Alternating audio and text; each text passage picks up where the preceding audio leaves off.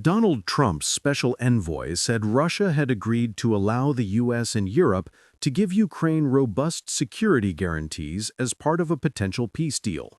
Witkoff told CNN it was agreed at the Alaska summit that the U.S. and Europe could effectively offer Article 5-like language to cover a security guarantee, referring to NATO's principle that an attack on one member is an attack on all.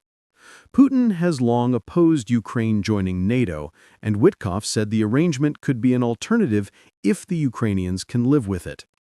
Ukraine's President Volodymyr Zelensky described the U.S.'s security guarantee offer as historic ahead of talks with Trump and European leaders on Monday. Speaking ahead of his visit to Washington, D.C., Zelensky said any guarantee must really be very practical, delivering protection on land, in the air, and at sea, and must be developed with Europe's participation. Meanwhile, following a meeting on Sunday of the Coalition of the Willing, a group of nations including the UK, France, and Germany that have pledged to protect peace in Ukraine once it is achieved, a No. 10 spokesman said leaders had commended Trump's commitment to providing security guarantees. The leaders also re-emphasized the readiness to deploy a reassurance force once hostilities have ceased and to help secure Ukraine's skies and seas and regenerate Ukraine's armed forces, the spokesman added. UK Prime Minister Sir Keir Starmer, French President Emmanuel Macron, Chancellor Friedrich Merz of Germany, European Commission President Ursula von der Leyen, and NATO Secretary-General Mark Rutte are set to join Zelensky in Washington on Monday. Macron said the group would challenge Trump on how far he was willing to go in terms of security guarantees.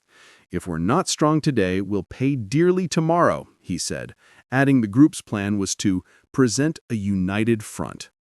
Witkoff also told CNN on Sunday that Russia had made some concessions at the table about territory, noting Donetsk would be part of an important discussion on Monday. It comes after Putin reportedly presented Trump with a peace offer in Alaska on Friday that would require Ukraine withdrawing from the Donetsk region of the Donbass in return for Russia freezing the front lines in Zaporizhia and Kherson. The BBC's U.S. partner, CBS, cited diplomatic sources as saying that European officials were concerned Trump may try to press Zelensky to agree to the terms. Russia claims the Donbass as Russian territory, controlling most of Luhansk and about 70% of Donetsk. It also illegally annexed the Crimean Peninsula in 2014, 8 years before launching its full-scale invasion of Ukraine. Zelensky on Tuesday said Ukraine would reject any Russian proposal to give up the Donbass region, warning it could be used as a springboard for future attacks. He has also pointed to the country's constitution, which requires a referendum before a change in its territory.